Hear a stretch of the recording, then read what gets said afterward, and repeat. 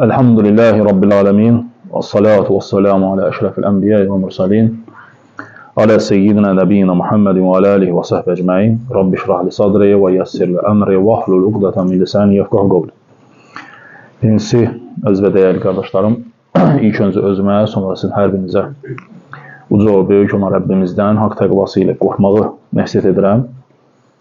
Həqiqətən də uca və böyük olan Rəbbimiz mübarək kitabında buyurur ki, sizin ən hörmətliniz Allahın dərgahında Allahdan ən çox qorxanınızdır, yəni təqvalı olanınızdır. Allahdan qorxmaq uca və böyük olan Rəbbimizin üzərimizdə olan əmrlərini yerinə yetirməyi, nəyi ki bizlərə qadan edibsə, nədən ki çəkinməyi əmr edibsə, o şeylərdən uzaqlaşmaqla insan bu təqva sifətini qazana bilər. Və bilin ki, cənnəti qazanmaq üçün ən böyük və ən başlıca bir səbəbdir insan Allahdan qorxması. Yəni fərqi yoxdur. Harada olursansa o, kiminləsə olursansa o, hansı bir hala düşürsənsə düş. Yəni insan daima bilməlidir ki, Allah Taala, rəqib olan Allah Taala onun bütün əməllərindən, bütün işlərindən, hətta gizlətdiklərin niyyətində olan bütün işlərindən Allah Taala xəbərdardır. Və Allah Subhanahu wa Taala da elə bir mələklər təyin edib ki, üzərimizə ki, o mələklər hər bir əməlimizi, hər bir sözümüzü, hər şeyi qeydə alırlar. Hər bir şeyi qeydə alırlar və qiyamət günü o şeylər hamısı bizim qarşımıza kitab şəklində qoyulacaq. Və necə ki Allah Taala buyurur ki, o günü, yəni kafirlər deyəcəklər ki, vay bizim halımıza, bu necə bir kitabdır ki, böyüklü kiçikli heç bir günahımızı tərk eləməyib, yəni buraxmıyor, hər şey qeydə alınıb. Və insan özü-özünü sorğu-sual etməyə, insan özü-özünü hesaba çəkməyə kifayət eləyəcək. Ona görə də insanın yəni Allahdan qorxması, daima düşünməsi, fikirləşməsi ki, Allah Subhanahu taala hər bir şeyi görür, hər bir şeydən xəbərdardır. Necə ki, ana Ömər radiyallahu anh xilafəti zamanında ana və qızı, hansı ki, anası südə su qatıb satırdı və qızı da deyirdi ki, bəs ana eləmə də. Yəni, bu cürlə insanlara aldatmaq olmaz. Və o da deyirdi ki, bəs Ömər xəbər çatar, sonra cəzalandırardı. O deyir ki, Ömər hardan xəbər tutacaq bu işdən? Hardan bilir mən nə edirəm evdə? Amma qızı Allahdan qorxduğu üçün dedi ki, bəs Allah Subhanahu taala ki, görür hər bir şey. Və Allah Taala da hər bir şeydən xəbərdardır. Buna görə də insan daima düşünməlidir ki, Allah Taala hər bir şey bilir. Elə bir şeylər qiyamət günü qoyulacaq qarşımıza ki, özün təəccüb edəcəksən ki, Subhanallah, bu haçan olub, haçan eləmişəm bu əməli. Mən heç xatırlamıram belə, amma qiyamətin adlarındandır ki, yavmul həsra, yəni peşmançılıq günü, həsrət günüdür. Peşmançılıq onadır ki, insan yəni bu dünyada etdiklərinə görə nə edir? Orada peşmançılıq çəkəcək. Allah Taala deyir, buyurur ki, gəmirin deyir, əlinizi, ölün deyir acılığınızda. İnsan acılığından barmaqlarını dişləyir. Allah Taala deyir, dişləyin deyir. Amma xeyir olmayacaq o günə. Ona görə bu dünya Allah Subhanahu taala verib ki, müsəlmanlar, insanlar istifadə etsinlər. Və insan da Allahın verdiyi o nemətlərin qədrini bilməli və həmişə Allaha şükür etməli, şükrü artırmalı. Şükür özü böyük bir ibadətdir. Çox böyük bir ibadətdir, qardaşlar. Ona görə şeytan, İblis dedi ki, sən onların əksəriyyətini sənə şükür edən görməyəcəksən.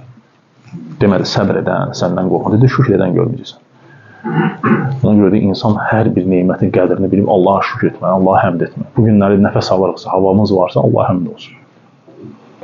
Vallahi ki, insan gələ bir anlıq belə başını öz yerindən çıxarsın, baxsın ətrafa, baxsın dünyaya, baxsın müsəlman ölkələrinə, haradakı insanlar əziyyət çəkirlər, çətinlikdədirlər. Yəni, səndə olan Allah Taala'nın sənə verdiyi o şərait başqa yerlərdə yoxdur. İnsanlar çətinlik çəkirlər, əziyyət çəkirlər o şeyləri qazanmaq üçün. Sən əgər bu günlər ruzini rahat qazanırsansa, düşün ki, elə insan var ki, vallahi ki, sənin bir günə qazandığı o ayda qazanır. Aya qazanır onu, bəlkə də ilə qazanır. Və bu səndə nə etməyi, Allah Taala'ya şükür etməyi artıracaq. Daha çox şükür edəcəksən, daha çox insanlara qayğıkeş, insanlara köməkli eləyəcəksən. Və həmçində Allahın verdiyi nemətlərin qədrini biləcəksən. Və ən böyük nemət hansıdır ki, hansı ki Allah Subhanahu taala insanlara bəxş edib hidayət nemətidir. Hidayət nemətidir ki, Allah Subhanahu taala bu qədər nemətlərin içərisində, necə ki Allah Taala buyurur ki, əgər saymaq istəsəniz Allahın nemətlərini sayıb qurtara bilməzsiniz. Mümkün deyil ki, insan otursun, Allah ona nə veribsə saysın, qutarsın. Bu mümkün deyil. Hətta o cənnətdə ən son insan ki, hansı ki, cəhənnəmdən çıxacaq, sürünə-sürünə gəlib Allah Taala onu salacaq cənnətə. O Allahdan istəyəcək, Allah Taala deyəcək, istəyəcək, arzuları tükənəcək, bitəcək, daha yadına heç bir şey düşməyəcək. Nə qədər hər şey istəyəcək. Ondan sonra Allah Taala onun xatirinə salacaq ki, ya bunu da istə, bunu da sənə verirəm, bunu da sənə verirəm. Ona görə də Allah Subhanahu Taala böyük bir nemət bəxş edib ki, insana ki, sənə İslam nemətini verib. Bax, böyük bir nemətdir. Ki, sənin bu günləri Allah Subhanahu Taala hansı bir qəbilənin içində olsaydın, daşlara, ağaclara ibadət edənlərdən etməyib ki, səni. Daşa, ağaca and içənlərdən eləməyib. Sən Allah Subhanahu Taala elə edib ki, sən Allaha and içirsən. İşində, gücündə, hər bir şeyində Bismillahla başlayırsan. Yeməyində, işində, gücündə, hər bir şeyində Allaha həmd edirsən. Bu böyük bir nemətdir. Və baxın, nə qədər məhzəblər, nə qədər təriqətlər var ki, hansı ki, şirkin içərisində, küfrün içərisində batırlar. Və bunu onlar İslamdan zənn edib edirlər. Halbuki Allah və Rasulü belə bir şeyə əmr etməyib. Ona görə də sən əgər bu gün doğru əqidə, doğru din üzərindəsənsə, bu nemətə görə Allaha şükr etməlisən, Allaha həmd etməlisən. Ona görə də baxın, qardaşlarım, görün nə qədər fikirlər gəlir, nə qədər insanlar cavanlar görsə ateizmə yönəlirlər, dinsizliyə yönəlirlər, Allahın kitabına. Bizim məmləkətdə belə bir şey olmamışdır ki, kimsə götürsün Allahın kitabına qarşı ədəbsizlik etsin. Bunu da etdilər. Hədislərə qarşı dil uzadanlar var. Özlərini ilahiyyatçı sayır, amma Allahın kitablarının hədislərinə, Peyğəmbər s.ə.v-in sözlərinə qarşı dil uzadır. Peyğəmbər s.ə.v-in sözlərinə dil uzadan Allahın kitabına dil uzadır. Yəni, heç bir fərqi yoxdur. Çünki o kitabı, Quran-ı Kərimi bizə çatdıran həmin o hədisləri çatdıranlardır. Allahın kitabı haradan gəlib düşüb bura? Kimin sözləri ilə gəlib çatır bizə? Sahabələrin sözləri ilə gəlib çatır. Qiraətlər haradan gəlib? O sahabələr oxuyurdular onu. O sahabələr əzbərləyirdilər onu. O Əbu Bakrın radiyallahu anh zamanında toplandılar bir yerə. Yığmaq üçün. Amma sahabələr edirdi. Həmin o sahabələr də həmin hədisləri rəvayət edirlər bizə. Həmin hədisləri gətirib çatdırıblar bizə. Onun göstərici getdikcə o fitnələr, getdikcə küfürlər, zəlalətlər daha da çoxalacaq. Aldadıcı deyir fitnələr Peyğəmbər s.ə.v hədislərində. Qiyamətə yaxın çoxalacaq o şeylər ki, insanları səni haqq yoldan azdırsınlar. Peyğəmbər s.ə.v buyurur ki, mömin kimi yatacaq, kafir oyanacaq. Dəhşətə baxın. Mömin yatacaq, kafir oyanacaq. Kafir kimi yatacaq, mömin kimi oyanacaq. Yəni görün nələr baş verəcək ki, o insanın qəlbini çevirəcək ona. Qəlbini onu çevirəcək, Allah qorusun. Ona görə də Peyğəmbər s.ə.v-in bizə verdiyi, Allahın bizə bəxş etdiyi neməti, hidayət nemətini insan Allaha nə etməlidir? Şükür etməlidir, təşəkkür etməlidir. Ki, ya Rabbi, sənə sonsuz şükürlər olsun ki, sən mənə hidayət vermirsən. Sən məni doğruya yönətmirsən. Sən məni o daşa ibadət eləyəndən sənə ibadət edən fərqini mənə göstərmirsən. Yəni, sən mənə ölü ilə dirinin fərqini izah etmirsən. Var insanlar ölü ilə dirini ayırt edə bilmir. Deyir, yox, nə olsun ki, o ölü? İstəmək olar ondan. Deyirsən ki, kişi, həkimdir, gelsən həkimin yanına, həkim diridir. Öləndən sonra gedirsən o həkimin yanına. Yox da. Getsən, deyirsən ki, ay həkim, gəl, yenə də falan yerim ağrıdır. Deyərlər sənə kənardan xəstəsənsən, ölüb də bu. Sən təzdən gelsən ki, hansı salihlərin yanına ki, sayarsan ki, salihdir, gedim onlardan nəsə istəyim yenə də. Bunlar ölüblər artıq. Görürsən, sənə Allah Subhanahu taala elə fərq verib ki, sən ayıra bilirsən. Necə ki, Allah Taala buyurur ki, diri ilə ölü eyni deyil, gecə ilə gündüz eyni deyil.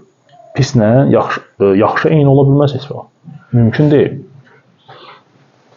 Ona görə insan Allahın bəxş etdiyi nemətə, bu hidayət nemətinə şükür etməlidir. Təşəkkür etməlidir Allah. Ki, ya Rabbi, sənə şükürlər olsun. Əlhamdülillah ki, sən məni bu neməti vermirsən. Bu neməti mənə bəxş etmirsən. Və sonra da o nemətin üzərində sabit qalmaq üçün Allahdan sabitlik istəyirsən. Necə ki, Peyğəmbər s.ə.v daima istəyirdi Allahdan. Ya, məni bu nemətin üzərində sabit elə. İhdinə sırat-ı müstəqim. İndi hər gün deyirik, ihdinə sırat-ı müstəqim. Sırat-ı müstəqimdəsən də elə. Sırat-ı müstəqimdə deyilsən. Çünki səni o sırat-ı müstəqimdən azdırmaq üçün bizə nələr var? Bir anlıq belə öz öhdəliyi bıraxsan, bir də görürsən ki, haralardasan. Heç xəbərin də yoxdur. Allahın dininə oca dil uzadırsan. Barmaq göstərirsən. Allah qorusun. Ona görə də ihdinə sırat-ı müstəqim. Hər şey istəyirsən ki, ya Rabbi, mənə yönədir, doğru, sabit eləmə yolda. Qoyma yenə azın. İnsan öz ixtiyarına bıraxsa sıra azalacaq, dərhal azalacaq. Mümkün deyil azmamaq. Yəni səni bu şeydə sabit saxlayan, bu şeydə səni qoruyan, hamısına edən Allah Subhanahu Taala'dır. Yəni Allah Taala da sənin fəhmini açır, səni başa düşməyə yönəldir. Sənə verir hər bir şey. Sən bu İslam nemətini neyirsən? Allaha şükrünü çoxaldırsan və həmçinin Allahdan istəyirsən ki, ya Rabbi, məni bu dində sabit elə. Yəni bu dini başa düşməyi mənə yönəlt. Mənə öyrət bunu. Ona görə də alimlərin həyatına baxanda onlar Allaha səcdəyə gedir, Allahdan istəyirdilər ki, ya Rabbi, öyrət. Ey Adəmin, İbrahimin, İsa'nın, Musa'nın Rəbbi olan Allah. Onları öyrətdiyi ki, bizi də öyrət. Məni də öyrət. İstəyirsən ki, Allah Subhanahu Taala sənə bu yolu neysin? Doğru düzgün şəkildə öyrətsin. Vallahi ki, çoxdur. Şübhələr görün, nə qədər şübhələr atırlar, nə qədər şeylərlə gəlirlər, məsələlərlə gəlirlər. İnsanları azdırmaq adamsın. Yəni, sən elə düşünmə ki, sən ona inanmırsansa, deməli, sən yaxşıdır. Gör, nə qədər inanan var. Nə qədər inanan var onlara. Vallahi ki, inanan biziz nə qədərdir. Onların sözlərini paylaşanlar nə qədərdir. Ona görə bizim də üzərimizə düşən odur ki, biz də insanlara çatdırmalıyıq, öyrətməliyik. Sən öz dinini, doğru olan dini yaymaqdan utanmamalısan. O xristiyan gəlir, qapını döyür, sən açırsan qapını, kitabı az qalır gözünə salsın. Gəl oxu. O utanmır dəvət eləməyindən. Sən utanırsan dəvət eləməyindən. O batilini yaymaqdan utanmırsan, doğrunu, haqqı yaymaqdan neyirsən? Düşünürsən ki, deyərəm də əybi yox. Sənə Allah Taala ömrü verib, sən o ömründən istifadə edib insanları dəvət etməlisən, insanları başa salmalısan. Gecə və gündüz yorulmadan Allahdan güc istəyərək, qüvvət istəyərək, la havlə və la quvvətə illə billə dəvət aparmalısan əsla. Dayanmamalısan bu yolda. Sən dayandın, oburlar dəvətlərinə gecəylə. Sən dayandın, oburlar öz dəvətlərini aparırlar. Onlar öz dəvətlərindən dayanmırlar. İblis, şeytan dəvətindədir. İnsanların əlləri ilə nə edir? İnsanların əlləri ilə insanı azdırmağa çalışır. Fitnələrini yayır, şübhələrini yayır, küfürlərini yayır. Ona görə də, qardaşlar, gərək bizim üzərimizə düşən də Allah Subhanahu Taala'nın dininə insanları nə etməkdir? Dəvət etməkdir insanları var, hər bir şeylə. Kim bacarırsa malı ilə eləyir bunu, kim bacarırsa gücü ilə eləyir bunu, kimsə bacarır dəvəti ilə, danışığı ilə, dili ilə, əməli ilə, ticarəti ilə, hər bir kəs, hər kəsin öz olduğu sahədə insanları Allahın dininə nə etməlidir? Çağırmalıdır, insanlara doğrunu nə etməlidir? Öyrətməlidir, başa salmalıdır. Və insana verilən ən böyük nemətdir ki, hansı ki Allah Subhanahu Taala bizə bəxş edib ömür. İndi bilmirik nə qədər yaşayacağıq. 60 il, 70 il, 80 il, 50 il. Kimə nə qədər verilibsə, o vaxtını nə etməlisən? Qədrini bilib, doğru düzgün şəkildə vaxtı istifadə etməlisən.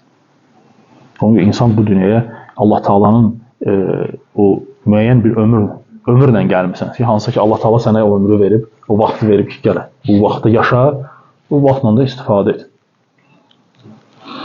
O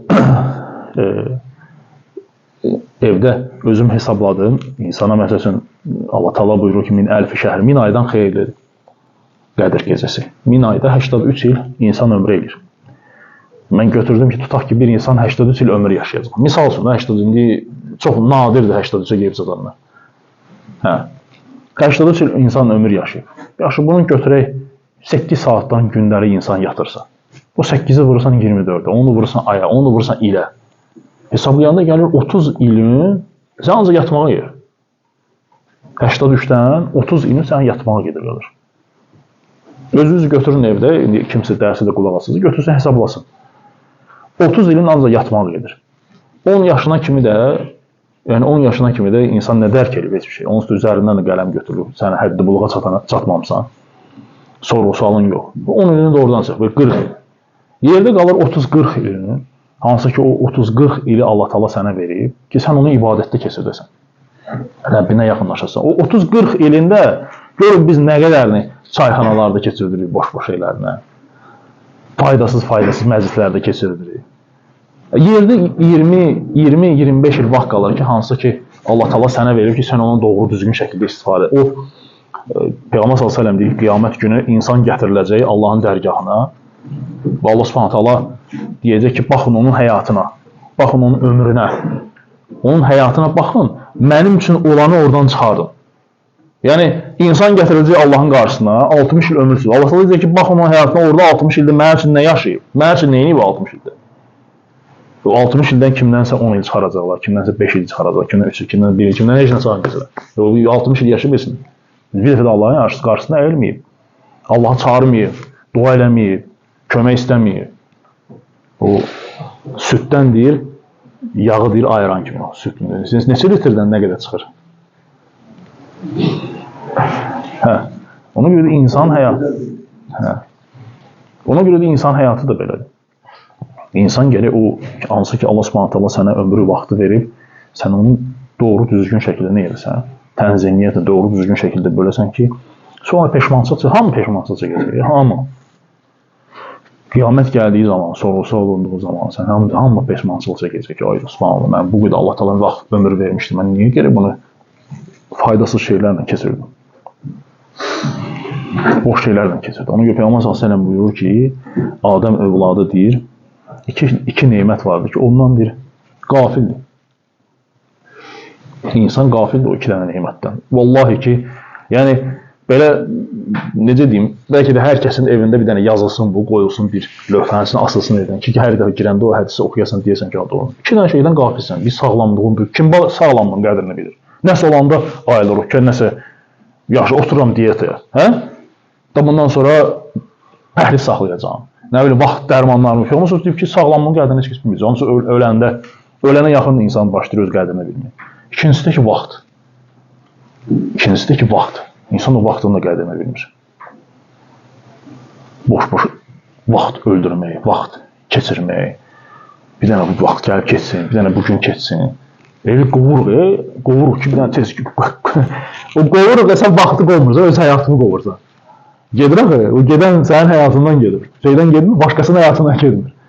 O sənin həyatında, sənin ömründən gedir o sən qovulduğun o vaxt. Elə bir insan tələsir, tez. Həsən el-Basri rahimehullah deyərdi ki, insan dili 3 gündən ibarətdir. Bugün, dünən, bir də sabah. Dünənin artıq qaldı keçmişdən. Və sabah. Onu geri də qaytara bilmək. Bütün gün səhərdən axşama ki, onun fikrini. Minəl həmmi və həzən. Peyğəmbər sallallahu deyir ki, Allaha sığınarım. Minəl həmmi və həzəndən. Yəni, keçmişdə olan şeylərə görə üzülməyə, gələcəkdə baş verəcək şeylərə görə nə etməyi, fikirlərini, arzularla yaşamaq. Keçdidə dünənləri getdi artıq, sən onu geri qaytaran deyilsin. Nə eləsən də geri qaytaran deyilsin. Gələcək, arzularla insan yaşayaq, belə eləyəm, belə olacaq, mən necə eləyəcəm, nə tür olacaq, sabah məndə həyat necə olacaq, nə yiyəcəm, nə alacaq, o filan şey hardan gələcək. Sonra deyir ki, bir də bu günü var. Yəni, həqiqi olan bu günün sən, hansı ki, sən bu günləri o yaşayırsan, bax indi, həmin o günü. Sən bu günləri elə bir şey eləyə bilərsən, keçmişini silər, tövbə eləməklə. Elə bir şey eləyə bilərsən ki, Allah Subhanahu taala o gələcəyi sənin üçün nə edə? Gözəlləşdirir hamısını. Həm dünyavi, həm də axirəti qazanacaq. Bugün real həyatdasan, arzu ilə, istəklə yox. Məsələn, Allah Subhanahu taala sənin təqdirini necə yazırsa, o cürlə də gedirsən. Görürsən ki, əlləşənlər, vuruşanlar, dərdən qabaqdan çıxanlar var ruzi üçün. Olsa ki, o ruzi yazılıb. Allah Subhanahu taala onu təyin edib sənin üçün artıq.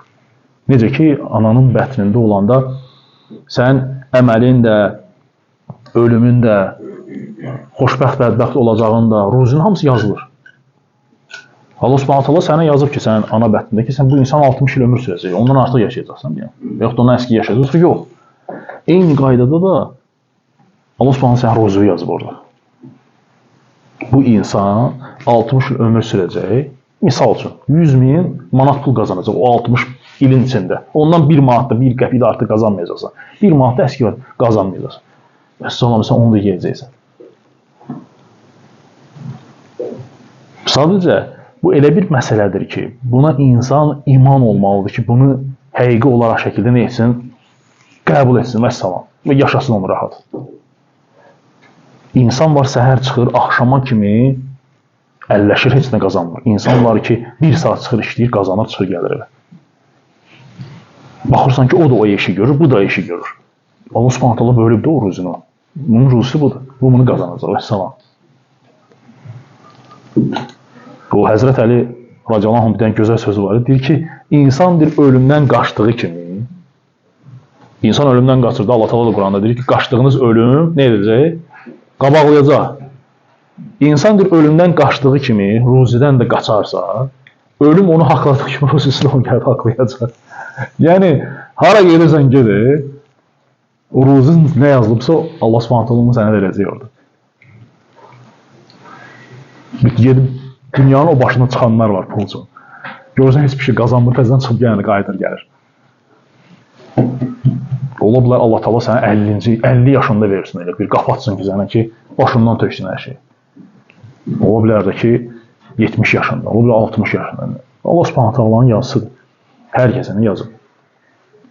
Sadəcə insan doğru düzgün şəkildə nə etməlidir? Allahın dinini yaşadıqca Allah Subhanahu taala da sənə o şeyləri açacaq qapıları. Kimin dərdi dünya olacaqsa, nə yazılırsa ona verəcək. Kimin dərdi axirət olacaqsa, Allah Subhanahu taala buyurur ki, biz ona dünyanı istəmədiyi halda verəcəyik. Və yaxud da gəlib ki, dünya zəlil formasında gələcək onun yanına. Dünya zəlil formasında gələcək onun yanına. Sahabələr hamısı kasıb idilər. Hamısı kasıb idilər. Və imkanları olanların da əllərindən müşriklər hər şeylə almışlar. Peyğəmbər sallallahu aleyhi ve sellemin yaşadığı diyardan qovladılar. Sürgün elədilər. Daşqalaq elədilər. Lakin Peyğəmbər sallallahu aleyhi ve sellem onlara vəd vermişdi ki, İslam yayılacaqdır hər yerə, narahat olmuyor. Hətta onlar gəlirlər Allah Rasulunun yanına ki, ya Rasul, biz bu əzab əziyyətə, bu çətinliyə nə qədər dözəcəyik? Nə qədər dözəcəyik? Və Peyğəmbər sallallahu aleyhi ve sellem onlara orada bəzi misallar gətirdi. Ki, sizdən əvvəlki ümmətlərdə insanlar var idi ki, dinlərinə görə onların dərlərini deyir, qopardılar, qaşıyırlar bədənlərini. Amma deyir, onlar nə edirdilər? Səbr edirdilər. Səbr edin Allahla görüşənə qədər. Və Peyğəmbər sallallahu aleyhi ve sellem buyurur ki, bu diyarlarda hamısında İslam yayılacaq. Vaxt gəldi, vallahi ki, elə də oldu. İslam yayıldı və həmin o sahabələr hərəsi bir ölkədə, belə deyim, mer, həmin o şəhərin vəlisi idilər, mer vəzifəsində idilər. Ən balacası. Həmin o sahabələr idi. Allah Subhanahu taala açmışdı onlara hər bir şey. Ona görə də onlar da özləri inanmırdılar ki, yəni belə bir şey ola bilər, belə bir şey olacaq. Amma Allah Subhanahu taala onların hamısını göstərdi o şeyləri. Kisranın xəzinələrini almasına kimi hər bir şey. Aralara gelib çıxacaq. O bədəvi ərəblər idi hansı ki, Ərəbistanda idilər. O boyda imperiyalar hamısını nə etdilər? Diz çöktürdülər. Çünki Peyğəmbər sallallahu əleyhi və səlləm onlara hamısı xəbər vermişdi, demişdi ki, belə olacaq. Ona görə də qardaşlarım, yəni insan Allahın verdiyi bu hidayət nemətini, qədrini bilməli, bu neməti sevməli və buna görə Allaha daima şükür etməli və bu hidayət üzərində sabit olmasını Allahdan istəməlidir ki, ya Rab, məni bu dində sabit elə. Azmağı qoyma. Bu şübhələr, fitnələr, hilələr məni nə etməsin, azdırmasın bu şeydə, bu yolda. Allah Subhanahu taala bu məclisi təşkil edən qardaşım malına, mülkünə bərəkət versin. Belə məclislər gözəldir. Müsəlmanların bir yerə toplanması bizim özümüz üçün də faydadır qardaşlar. Biz də gəlirik, əlhəmdülillah danışırıq, imanımız artır. Yəni düşünməyin ki, tələbədir, hər şey bilir. Yox, hər şey heç nə bilmir. Sizin şəhərinizdə elə imanlı insanlar var ki, o tələbələrdən imanları qat-qat çoxdur. Hər kəsənin öz günahı var, hər kəsənin də öz səhvləri var. Necə ki, İbn Məsud sahabə çölə çıxanda dalıcan tələbələri gəldi və çönürdü, deyirdi ki, onlara ki, əgər bilsəydiniz, mən nə qədər günah edirəm, heç bir dəftər kitab əlimizdə gəlməzdi damınıza. Misal üçün deyirəm. Yəni, o cür nə insanlar var, biz də yəni, bizim də ehtiyacımız var belə şeylərə, belə məclislərə ki, imanımız nə etsin, qalxsın, yadımıza nəyə salaq, düşünək, özümüzü düzəldək. Ona görə də çalışın, belə məclisləri artırın, qardaşları çağırın, istifadə edin. Yanınızda qohum, dost, tanış varsa götür, gətir belə məclisə. Cümə günləri aparmayız. Vallahi ki, elə olub ki, heç namaz qılmayanlar olub. Götürmüşük, getmişik cümə günü məscidə. Dostumuz da demiş, gəl gedim məscidə mənimlə. Yox, mən neyinəcəm, mən namaz qılma lazımdır da, gəl. Əlindən tutub getmişik məscidə üstündən 10 gün keçib başlayıb namazı. Vallahi, yəni o qədər olub ki, elə şeylər. Ona görə siz də eləyin. Belə məclislər olur, gətir, qoy otursun, qulaq assın. Qulağı eşitsin Allahın kəlamına, Peyğəmbər sallallahu əleyhi və səlləm sözlərini. Faydadır. Fayda bizim sözümüzdə deyil, fayda o Allahın kəlamındadır, Peyğəmbər sallallahu əleyhi və səlləm sözlərində. Onlar insanların qəlblərini edir, hopurlar, yumşalırlar. Yalnız biz kimik? Biz kimik ki? Hidayəti də verən Allah Subhanahu taala ki, o kəlmə gedir onun qəlbinə, Allah Subhanahu taala o kəlmə ilə onu düşündürür, ona hidayət verir. Ona görə də Allah Subhanahu taala bu məclislərimizi də xeyirli, bərəkətli etsin, faydalı etsin və bizi həqiqətən də yəni düşünən müsəlmanlardan etsin, hansı ki, düşünüb ibrət alan müsəlmanlardan etsin. Allah sizdən razı olsun. Kimin nə sualı olarsa, yəni Təyyar qardaşımız da buradadır. Allah razı olsun. Subhanakallahumma. Yəni deyək, əşhədən təstəğfiruka və etûbü ileyk. Allah sizdən razı olsun.